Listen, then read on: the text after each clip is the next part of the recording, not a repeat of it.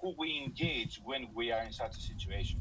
Kronis Kapalidis, a former officer in the Hellenic Navy, now researching maritime security at the University of Warwick here in the UK. The Emergency Committee of the World Health Organization has decided not to declare an international public health emergency as a result of the outbreak of Ebola in the Democratic Republic of Congo.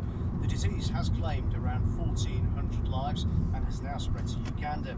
The acting chair of the Emergency Committee for Ebola, Preben Ovisland, appealed for more funding and resources to help DRC and its neighbouring countries to deal with the outbreak.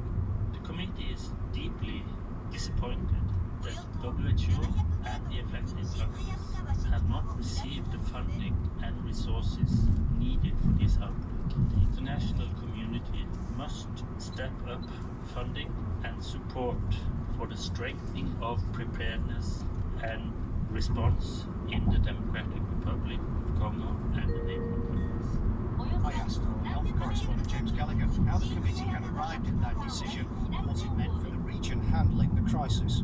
Declaring a public health emergency of international concern or a global emergency is one of the most important acts the World Health Organization can take. Now, it has very specific and careful criteria that anything has to meet it. You know, it did in West Africa when an Ebola outbreak killed more than 11,000 people. Now, they looked very closely at this. There were deeply held views. There were disagreements in the Emergency Committee meeting today. However, their overall conclusion was that yes, at a local level in the region, in these two provinces in the DRC and on the borders with Uganda and Rwanda, there is a real emergency happening. But that is not the same as saying it is a global emergency that is affecting people all around the world. And so an element of it is the risk of international spread. There's another factor here as well, John, and that is whether declaring an emergency would have done any good. And they've concluded that it wouldn't. And actually there was potential harms here that if people react by saying airlines stop flying to the Democratic Republic of Congo or people start closing borders, that would do more damage than it would in terms of improving things. Well, despite that, James, the World Health Organization has issued an appeal for funding, hasn't it? Yeah, well, all the way through this outbreak, the World Health Organization has been hugely lacking the resources that it needs to do. So between February and July of 2019, they estimate that they needed $98 million in order to, just fundamentally deal with Ebola.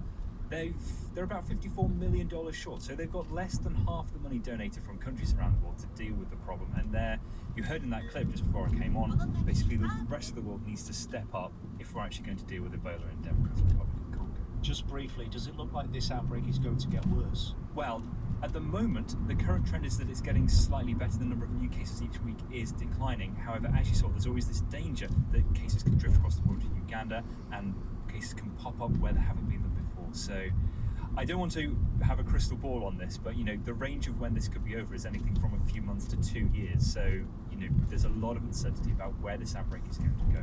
James Gallagher. Next to the Vatican, where the senior executives of all companies have been chatting to the Pope about climate change.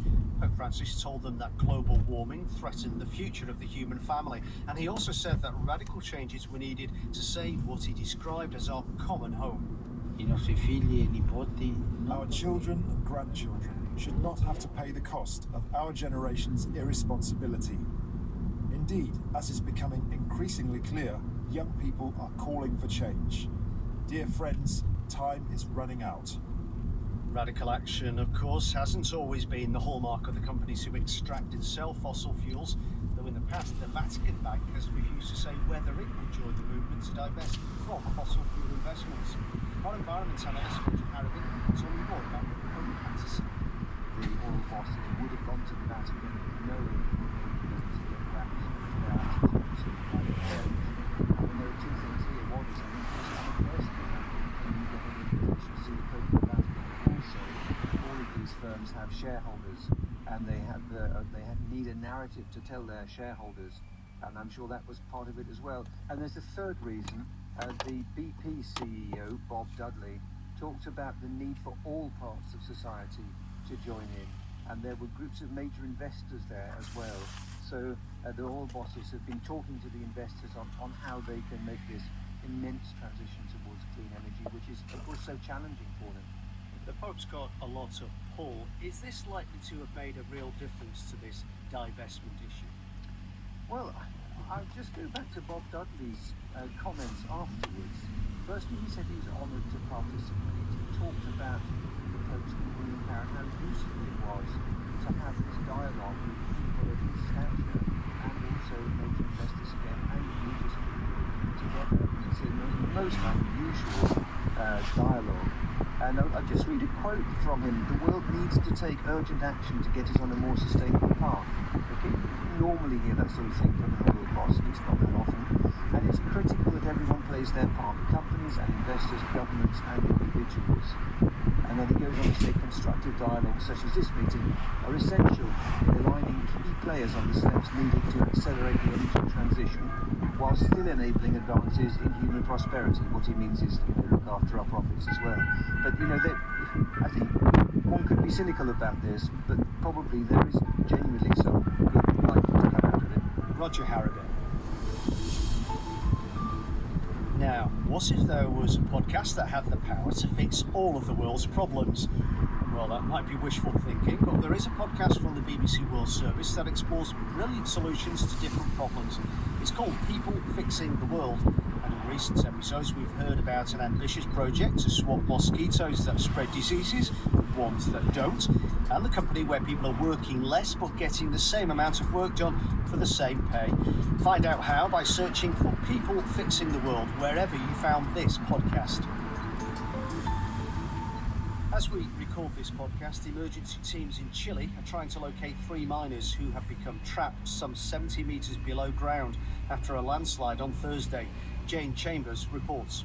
Contact has finally been made with the 3 Bolivian miners who are trapped about 70 metres underground, but it's still unclear what condition they're in. Part of the San Jose de Tocopilla mine collapsed late on Thursday evening. The Chilean authorities say specialised teams are trying to rescue them, but it's difficult because there's a large rock covering the shaft that they could use to escape. The Bolivian president, Evo Morales, has said on Twitter that he's worried about his countrymen and has thanked the Chilean president, Sebastián Piñera, for his efforts on their behalf. Jane Chambers. A wave of demonstrations has hit Brazil cities over the issue of pension reforms. In the first general strike facing President Jair Bolsonaro, bus services were disrupted and metro lines suspended in cities right across the country. The proposed changes to pensions include setting a minimum retirement age of 65 for men and 62 for women, and there'd also be an increase in worker contributions. It's all to help the Brazilian government make savings of hundreds of billions of dollars. Our correspondent in Sao Paulo, Daniel Gallas, told me more about what lay behind the protests. There's a lot of anger against pension reforms and what the government is proposing. It's never been easy in any country to change retirement age and retirement rules, especially in the middle of the game. But the government says it's crucial to, get Brazil's economy to grow again, because a few years from now, a lot of the budget will be compromised just by spending on pensions. Of course, the labor unions, which promoted the protest today, say that the workers are the ones paying the price to get Brazil's economy going again.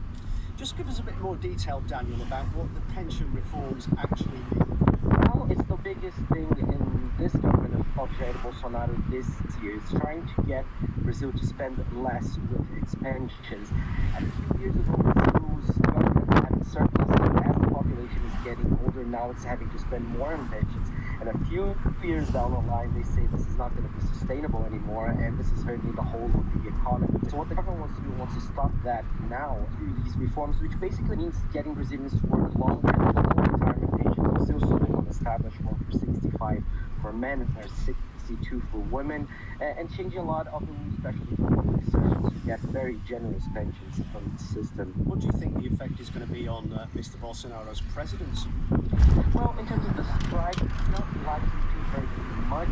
We've seen strikes in the past, in 2017. There's a previous president, and that didn't have much of an effect in the pension reforms that he was promoting. But that time, pension reforms failed because there was a huge scandal in the government. So the government has to look out in its political front. Now, can it get its allies behind? Can it not have any big scandals? Because those are the game changers in Brazil, not so much these protests. Daniel Gallas in Brazil. Now to Sudan, and the country's Transitional Military Council has admitted it ordered the breakup of a pro-democracy camp in the capital at the start of June. The opposition says well over 100 people were killed, and the military denies allegations its security with women, men and children during the attack. Protesters blame the government militia known as the Rapid Support Forces for leading the violence. BBC's Catherine Bayara-Hanga has been listening to people who say they saw sexual crimes being committed. Some people may find parts of this report distressing. I'm standing by a busy road junction in Khartoum. When we were here a few months ago, there were thousands of people here, and in front of me is the railway bridge, where young men would sit and start banging it with stones, chanting. But now listen to it. It's all gone. We've heard about the dozens of people who were killed on the 3rd of June, but that wasn't the limit of the atrocities committed here. We saw 6 soldiers that were raping 2 girls. We made some noise at them. Go away! Go away! I meet a young man who was at the protest that day. He clearly was never the biggest of them, but it looks like his experience and the things he saw have left him shrunken even further.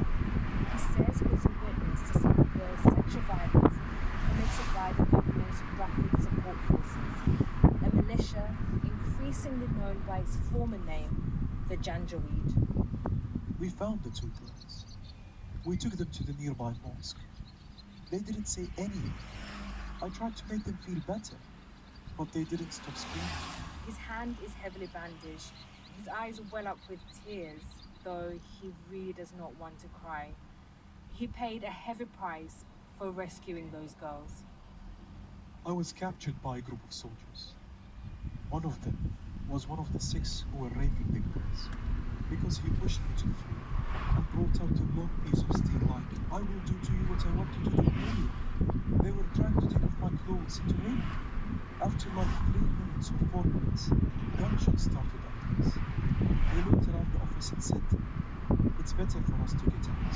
Getting a complete picture of how many women, men and children were sexually assaulted was very difficult. The internet was shut down by the military. Many were also too scared to speak out. Having numbers right now is not going to be possible. Sulema Sharif is a counsellor at the Yafad Trauma Centre. She and other colleagues helped 12 women who were raped. Sulema also worked in Darfur, where the Janjaweed committed mass atrocities, including rape. I went to the certain area after 2 days, where there's some people missing. Everything is destroyed. So it's the same thing when you pass by villages in Darfur. I don't think they do it for sex. It's all about degradation, humiliation, and beating up the spirit. So I think this is part of it, what they did in Darfur. They did it as a weapon of war. So now it's this thing as a mean of weapon to kill up the revolution. The military council denies any sexual crimes have been committed in the crackdown on protesters. Lieutenant General Shams Eldin Kabashi is a spokesperson. This is something that doesn't match the reputation of the armed forces or the Sudanese people. The false information that's being spread is designed to mislead. Nearly 2 weeks later, and the government's militia still dominates this city, and it means some of their victims relive their traumatic experiences every time they leave their homes. In Sudan.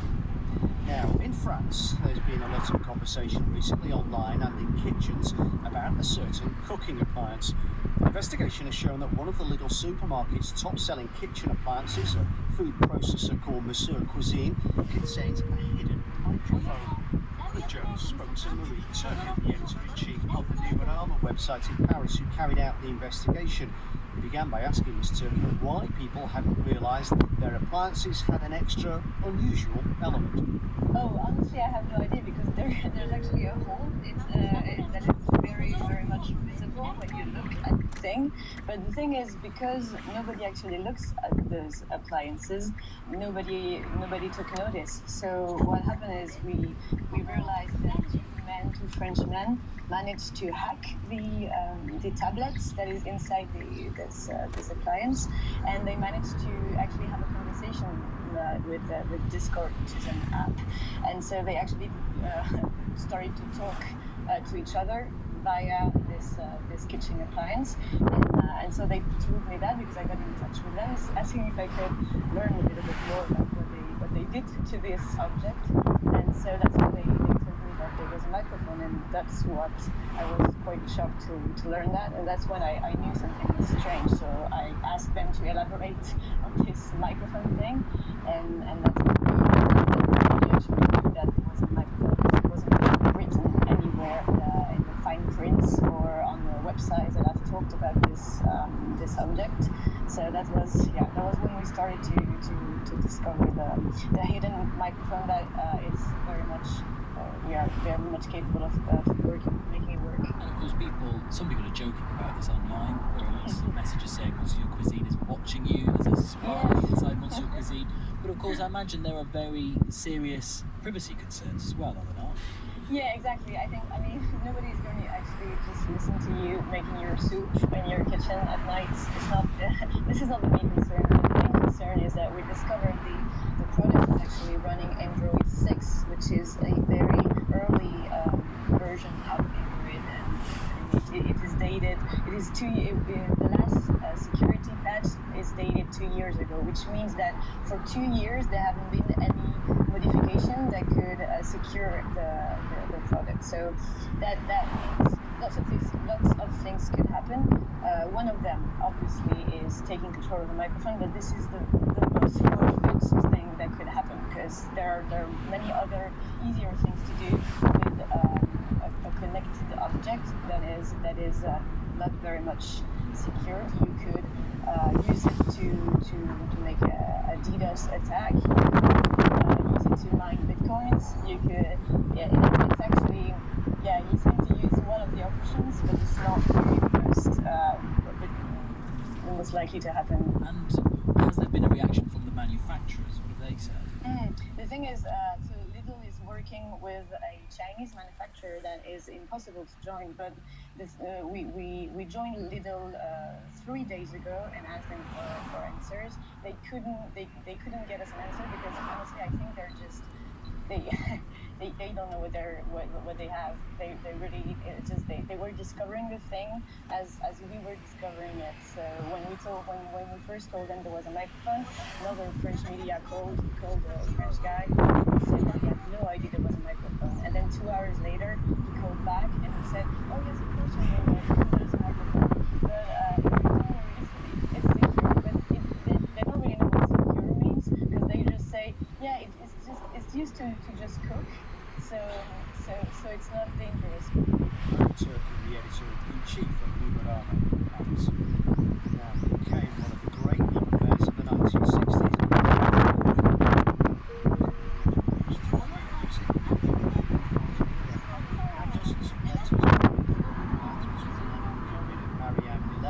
Sold to auction $1,000. Many of them went for 5 times their pre-sale estimate. As an entertainment, Patterson explains, the letters offer an insight into the mind of the songwriter and the woman who sparked his creativity. Somehow I was his muse in those days. The Norwegian Marianne Eland. Doesn't it sound like say, thank you, Mariana, for making me so miserable that I had to write or create or something? I took that as a compliment. It is a compliment. The subject of one of Leonard Cohen's most famous songs.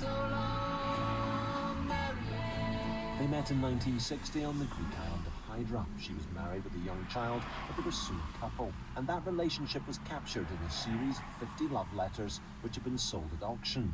Christie's describes the archive as providing fascinating glimpses of the young poet's yearnings and artistic struggles. Leonard Cohen once explained to Norwegian radio what it was about Marianne which had captivated him. She was one of the most modest.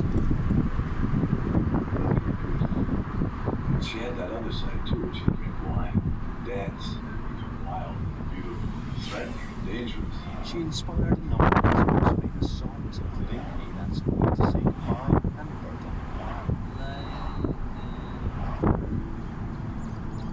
on the Wire.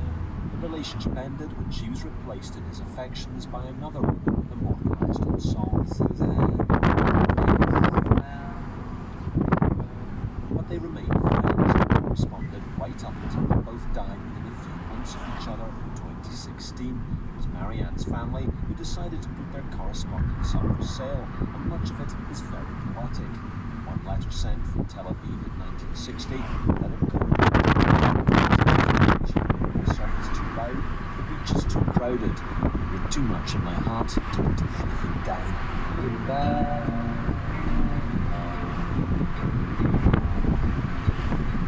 That report by Colin Patterson and the letters of Leonard Cohen.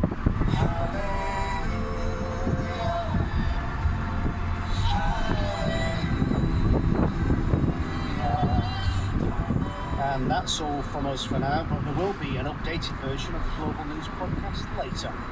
I'm John McManus, and until next time, goodbye.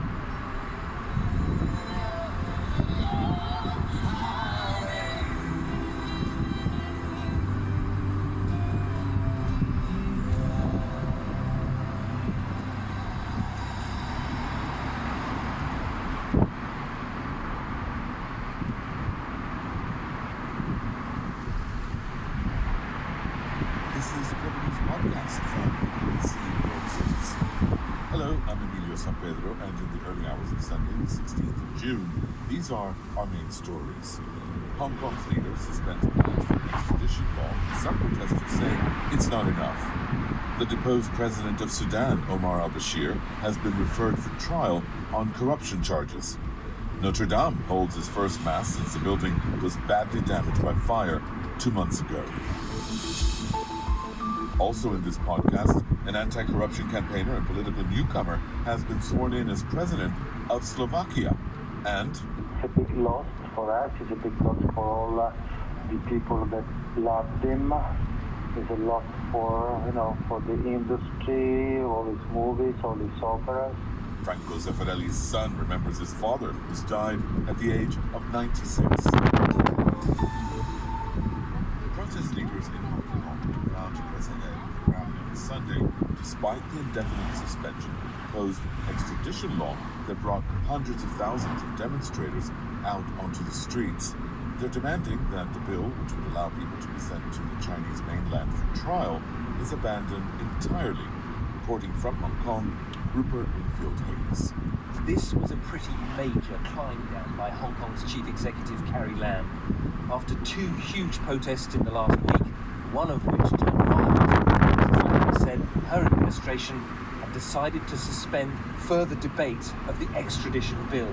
More significantly, she said there is no time limit on that suspension. After our repeated internal deliberations over the last 2 days, I now announce that the government has decided to suspend the legislative amendment exercise. We'll start our communication with all sectors of society, do more explanation work, and listen to different views of society. That will be enough to placate some of those who have taken to the streets here this week, by no means all of them.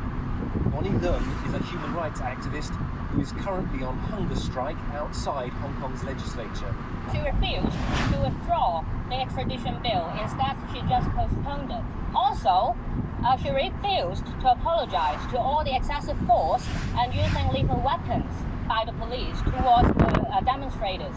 Therefore, we decided to carry on our march tomorrow. Sunday's march will be an indication of just how deep the discontent in Hong Kong really is. Many activists have told me they don't just want the withdrawal of the extradition bill or even Carrie Lam's resignation. They want the right to vote freely for Hong Kong's chief executive. Rupert Winfield Hayes. It's just over 2 months since Sudan's military deposed the president Omar al-Bashir in a coup. Now it's been announced that he'll be referred for trial next week. Our Africa regional editor Mary Harper told me about the charges Omar al-Bashir is facing. Former President Omar al-Bashir faces a number of charges, some related to violence against protesters who, first of all, were protesting for months and months against his rule, his 30-year rule. He's been charged with incitement and involvement in the killing of protesters, and that started in December.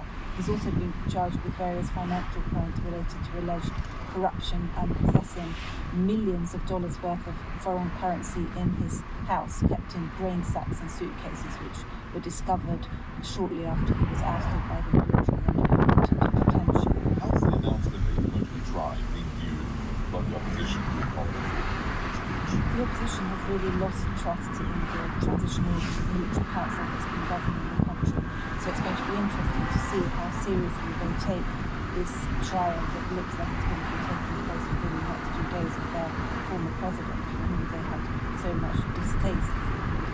But given that the military council has kind of started off being quite sympathetic to them, looked like it was going to make compromises, looked like it was going to form some kind of joint ruling council, just a few days ago it basically turned on the protesters and killed dozens and dozens of protesters. More than 100 were killed.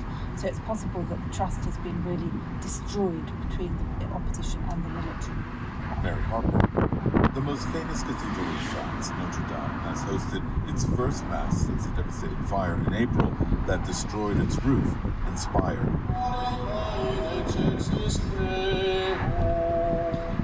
The service also celebrated Notre Dame's original consecration more than 800 years ago. As the main structure is still unsafe, the Mass was held in a small side chapel. I heard more from David Chazan, a journalist based in Paris. The priests taking part in the service wore hard hats as well as their white ceremonial robes. That's because the structure of Notre Dame remains very fragile and at risk of collapse. So no members of the public were admitted, and the congregation consisted of only about 30 people, and most of them were clerics along with some of the construction workers. It was led by the Archbishop of Paris, Michel Loupti.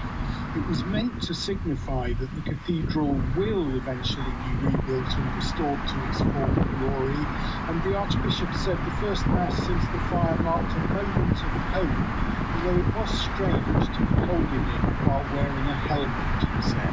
What does the cathedral look like now? You said it was quite fragile, the state of it. What does it look like? A lot of the roof is missing, and during the Mass you could see the blue sky through some of the holes in the roof. A plastic covering has been installed on top of it to keep out rain, which could potentially cause parts of the vaulted ceiling to collapse. And there are still areas inside the cathedral where there are piles of charred timber from the structure, which was basically destroyed by the fire. But a lot of the interior, remarkably, seems to be intact. The famous rose stained glass window survived, the great organ is intact, as is an iconic statue of the Virgin and the Child. And many of the relics and precious artifacts were rescued during the fire. So all in all, there's a sort of eerie, slightly hollowed out feel to the cathedral as it is now, but the main structure remains. There was a real rush to raise funds and lots of people pledging big amounts of money just in the wake of the fire. At what stage is the reconstruction at? Reconstruction proper won't begin until next year, but up to 150 workers are busy every day consolidating and shoring up the structure. Meanwhile, the authorities are also cleaning up the cathedral square and surrounding streets because there are fears that local residents and workers could be at risk of lead poisoning. Now, there's controversy over those donations that you just referred to. Nearly $1.1 billion was pledged, mainly by business leaders and individuals, but less than 10% of that has actually been paid so far. And donors like the billionaires Bernard Arnault and François-Henri Pinault want to know exactly how their money's going to be spent before they hand it over. And so most of the money paid so far and the funding for the shoring up work that's going on has come from donors in the United States, where Notre Dame is much loved. And interestingly, the French Minister of Culture acknowledged on Saturday that the 5-year deadline controversially set by President Macron for completion of the reconstruction might not be met. The priority, the minister said, is quality, not speed. David Chazan in Paris.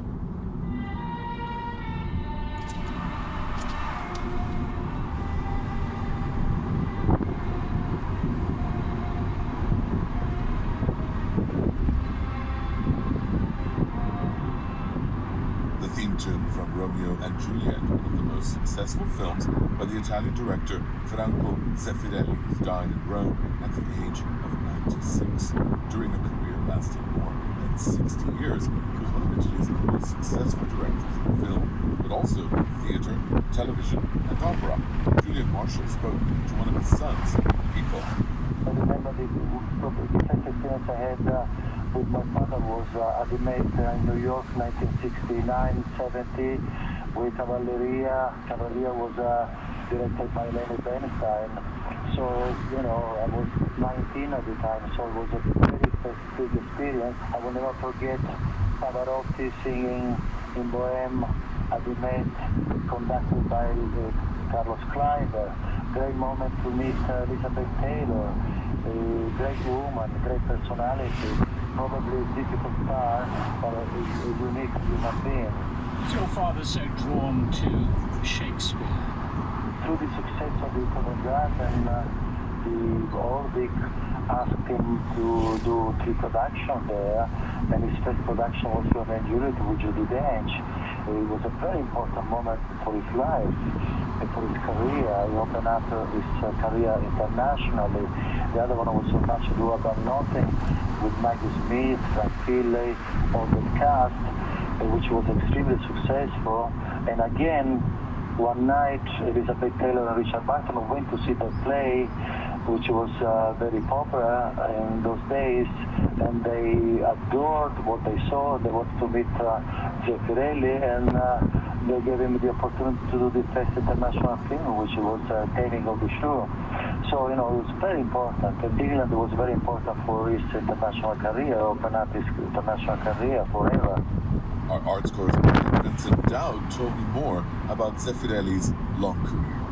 In the early years, he was very good at keeping in with the people who mattered. He was a politician in that sense, indeed later became a politician. He was a smart guy. Zeffirelli was assistant to, and at one point the lover of, Luchino Visconti, one of the great figures of post-war Italian cinema. So I think he benefited from the idea around the world that directors like Rossellini and De Sica and Fellini were masters of cinema, even if I would say he wasn't quite in that league, not in the long term, but unlike them, he had a broad talent too for opera, directing Maria Callas in La Traviata on stage, for instance, and theatre. People sometimes forget this. In 1961, a long time ago now, he did a production of Romeo and Juliet here in London at the Old Vic with a very, very young Judi Dench and John Stride, which was a big hit. So he could handle performers of all sorts, get the best out of them, and with his very forceful directness, he said the big thing was always to accept that actors basically were children.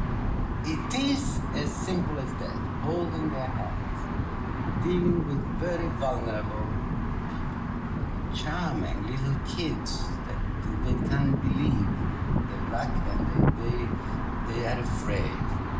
So, what were his biggest successes on screen? Well, the truth is, I would say they're a mixed bag. Zeffirelli did have some flops. Toscanini about 30 years ago. Endless Love, I think, was a bit of a flop. Maybe 2 with Mussolini at the end of his career. So not everything worked, but he could direct really successful mainstream Hollywood fare like The Champ, a boxing movie with John Voight. I think people still watch, though, with most enjoyment, those 1960s film versions of Romeo and Juliet with the unknowns, Leonard Whiting and Olivia Hussey, and of course later the star casting in The Taming of the Shrew of Richard Burton and Elizabeth Taylor. Gentlemen, importune me no further, for how I firmly am resolved, you know, not to bestow my younger daughter Bianca before I have a husband for the elder. I pray you, father, is it your will to make a whore of me among these mates? That was truly incredible. Vincent, what was the secret of his adaptability?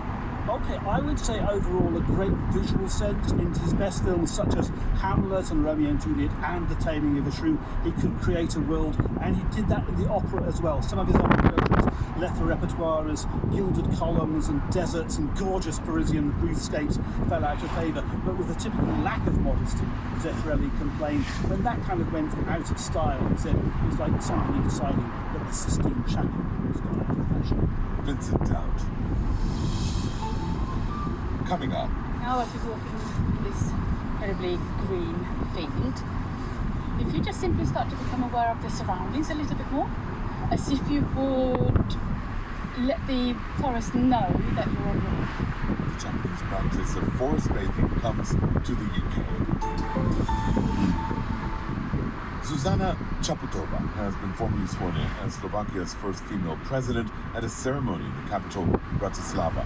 The lawyer and anti-corruption campaigner took the oath at a special session of the Slovak parliament.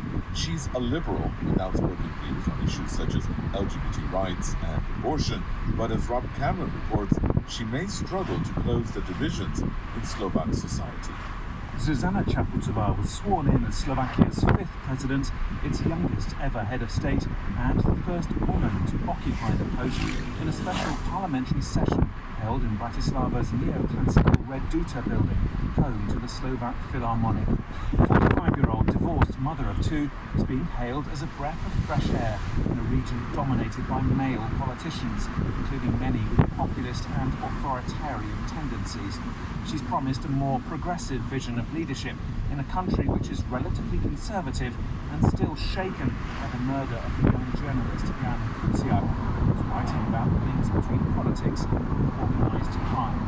But she's not universally adored. Many, the far left, the far right, and some in the Catholic Church believe her openly liberal values represent a threat to Slovakia, and she will have some powerful political enemies.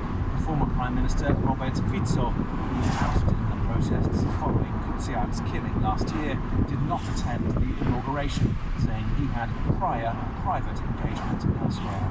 Rob Cameron.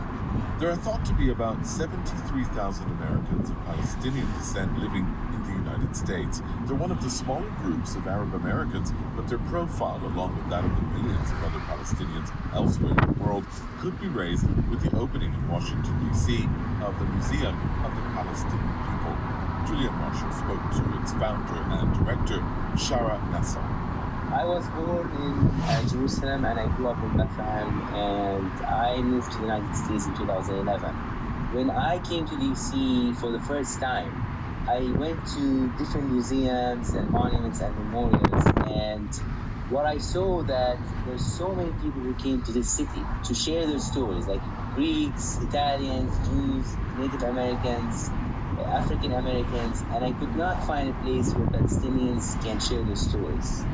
You're wanting to counter what might be described as negative stereotypes of Palestinians as either victims or terrorists. So what will visitors to the museum see to reflect a more positive image of Palestinians?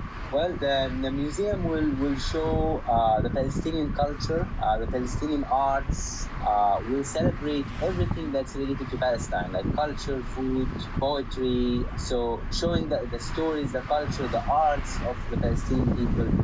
Our first exhibit is about reimagining the future.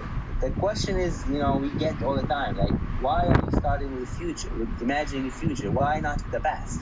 Our answer is that as oppressed people, right, like any other oppressed people around the world, it's really hard for us to imagine a future that's different from what we're living right now. And that said, is that reimagining a positive future, imagining Palestinians with rights, Palestinians with freedom. I mean, you say that you want to counter this view of Palestinians as victims, and yet you have described them to me as an oppressed people. Right. Well, it's what's happening. I mean, this is what's the reality on the ground. Palestinians are living under the occupation, under Israeli occupation, lands being confiscated, there is no water. That's what's happening. What we want to say that we have a rich culture, we have the beautiful dance, beautiful traditions. If you go to the West Bank right now, which is where I'm from Bethlehem, people not necessarily sitting around and talking about the occupation of it, right? There is weddings, there is celebrations, there is life, there is so much positive contributions that as Palestinians will bring to the whole world. What would you like a visitor to the museum, somebody who wasn't a Palestinian, to think as they We want this museum to be not just about presenting, and that this is what we're going through, this is what our office is. We want the conversation. We want people to come and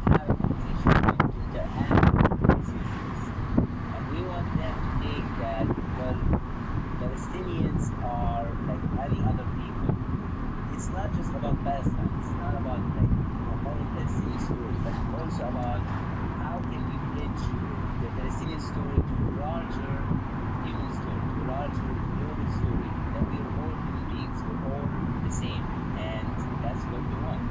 Sharon Nassau speaking to Russia.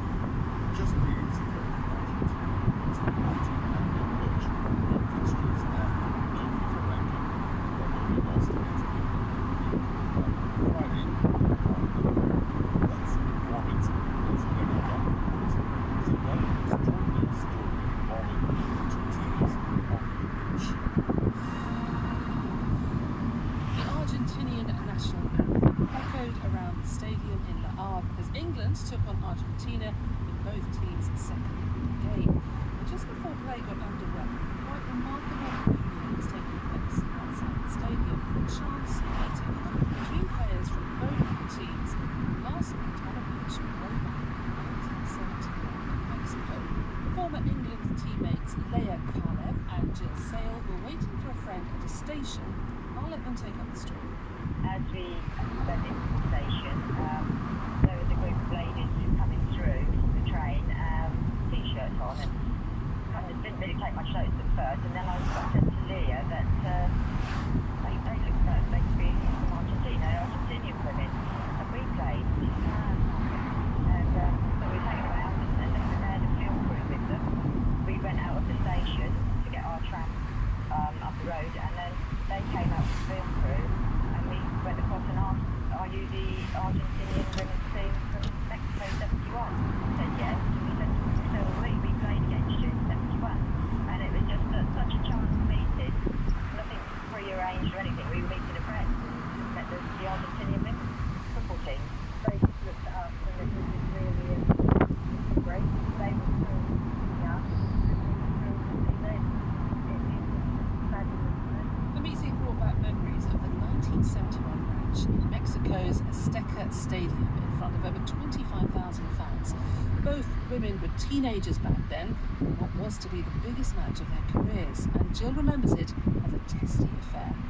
Very much more physical than we were. We weren't really geared up to play football that way. We rode a few tackles, but after the game, 2 of our girls came off with plaster casts on their legs. Yeah, it was a very physical game, and unfortunately we came off the worst from it. Yesterday was a much more friendly affair. FIFA is predicting almost 1 billion people around the world will watch this year's Women's World Cup. But as Jill says, back then in England, women were still barred from playing. As a child, she was prevented from joining the boys' team at school and was only allowed to play for a local boys' team after she pretended to be a boy called Billy. It was hard for the girls to play then, and we were hoping from our experience in Mexico it would have gathered momentum and been recognised, but it had it's taken a long time, yeah, to get to where it is today, and we're very pleased it has. You know, it deserves it because it's a great game. The words Chirrico refer to a Japanese practice which translates loosely as forest bathing. Here in the UK, it's been taken up by a conservation charity, the Woodland Trust, which recently suggested that it be prescribed as a cure for stress. So what exactly is it? Johnny Diamond went to a forest in southern England to find out. My name is Helena School. I live up here in the woods, and we're going to go out for forest bathing. Forest bathing is about spending time in nature, engaging with nature through our senses. So it's a time to be very mindful. I find that it's about you deepening your intimate relationship with nature and allowing that to be your therapist, if that's the word. The weather is actually perfect. I think it's perfect. The rain really, it brings out the colours more, it brings out the senses, the smells more. So yeah, I agree, I think it's beautiful. Let's go bathing. Let's go bathing. Now as we're walking in this incredibly green field, if you just simply start to become aware of the surroundings a little bit more, as if you would let the forest know that you're on your own.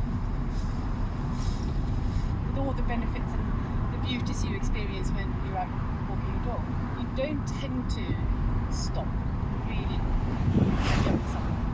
There's nothing that needs to be achieved by the forest experience. So to become aware of your breath,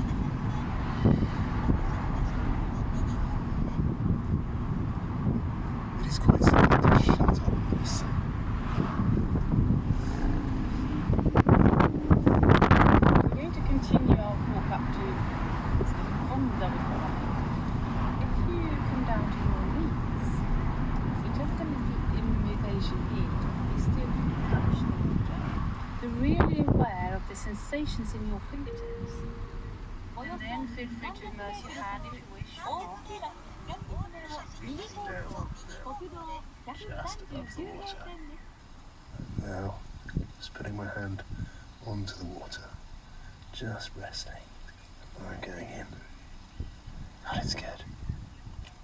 Do you believe the medical claims as well about actual powers and stuff about cancer and encouraging killer cells and things like that? I don't know that. However, I personally am convinced, yes. For every human being on this planet, we all, on some level, know that it's good for us to be in nature. And I think that in itself becomes the medicine. And as a bit of a finishing moment, find a tree that you would like to spend the last moments with. Walk up closer to the tree and in your own way, however strange that might feel, introduce yourself. God. I feel utterly ludicrous. I'm going to make a non-verbal introduction. Just a hand on either side. I'm holding the tree. We're an old friend. I was looking into its eyes. Hello, tree. Goodbye, tree. Johnny Diamond doing a bit of forest bathing, and I say don't knock it till you've tried it. And that's all from us for now, but there'll be an updated version of the Global News podcast later, and if you want to comment on this podcast or the topics covered in it, you can send us an email. The address is globalpodcast@bbc.co.uk. I'm Emilio San Pedro. Until next time, goodbye.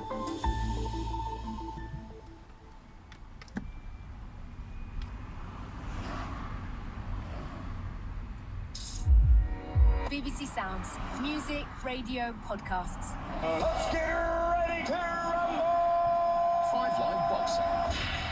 Welcome back to 5 Live Boxing with Costello and Bunsen, the last of our preview shows from Las Vegas this week. It's from the weigh-in in the MGM Grand Garden Arena, where Tyson Fury and John Schwartz have just stepped off the stage. Tyson Fury now making various gestures to a crowd of 2,000 to 2,500 here, virtually all of them following him in this MGM Grand Garden Arena. The weigh-in has been open 3-2. BBC Sounds, music, radio, podcasts.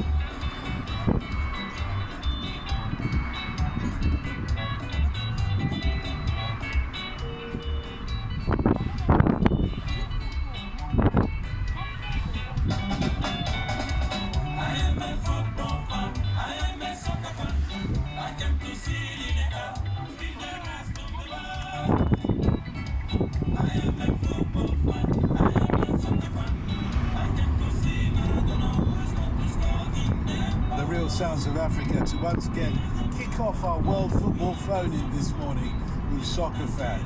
The number to call if you'd like to join in the conversation, I'm sure you do, is 08085 909 This morning we're talking football in Europe and South America and players from over there playing in our leagues. The number once again is 08085 909 693.